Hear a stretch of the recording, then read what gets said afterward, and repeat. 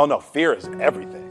Yeah, like if there was one concept that I would suggest to people to take a daily confrontation with is fear. The confrontation with fear has become a real practice for me since about three years ago. I went skydiving in Dubai, right? And skydiving is a really interesting confront with fear, right? So I gotta stand up. I'm sorry, I gotta stand up. All right. So all your friends, what happens? You go out. I dropped my thing. So what happens is you go out the night before and you take a drink with your friends, and somebody says, "Yeah, we should go skydiving tomorrow." And you go, "Yeah, we'll go skydiving tomorrow." "Yeah, yeah." And you go, "Yeah." And everybody goes, "Yeah." Right? And you go home and you by yourself, you're like, Right? You're like, well, I mean, they was drunk too. Right? So maybe they not, maybe, I mean, we don't have to go. We don't have to do it. So then that night you're laying in your bed and you just keep, and you're terrified. You keep imagining over and over again jumping out of an airplane, and you can't figure out why you would do that, right? And you're laying there and you have the worst night's sleep of your life, but you still have the hope that your friends were drunk, right? So you wake up the next day and you go, down and you say where you were going to meet and everybody's there. You're like, oh, shit. All right, cool. Right? So you get in the van and you don't know that your friends had the same night that you had because they're pretending like they didn't. They're like, "Yeah, man, my uncle's a Navy SEAL, and this is going to be great. I've been looking forward to this." And you're like, oh my God. And your stomach is terrible. You can't eat and everything, but you don't want to be the only punk who doesn't jump out of this airplane. So you get there, and then you have this safety brief. And you're standing there, and the guys will tell you, well, if the chute doesn't open, what's going to happen is you're doing, well, why the hell, what could happen? That the chute wouldn't open, right? So you do a thing, and what you do is your first jump, you're attached to a guy who is going, he's going to walk you out. So you go, and you get there, and there's an airplane, and nobody's stopping. Everybody's still going. So you get onto the airplane, and you're sitting there, and it's extra because you're sitting on some dude's lap, some stranger. You're sitting on his lap, and it's like, you trying to make small talk. Yeah, man. So you be jumping with people all the time, huh? Right? So, and then you just want to make sure, you got kids, right? You got people you need to see, right?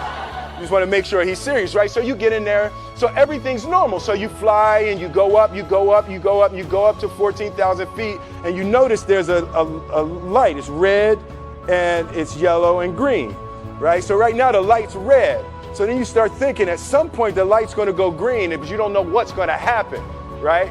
And you wait, and it goes yellow, and the light goes green, and somebody opens the door, and in that moment you realize you've never been in a freaking airplane with the door open. Right? Terror. Oh, sorry, I'm spitting. Oh, sorry. No, terror. Right?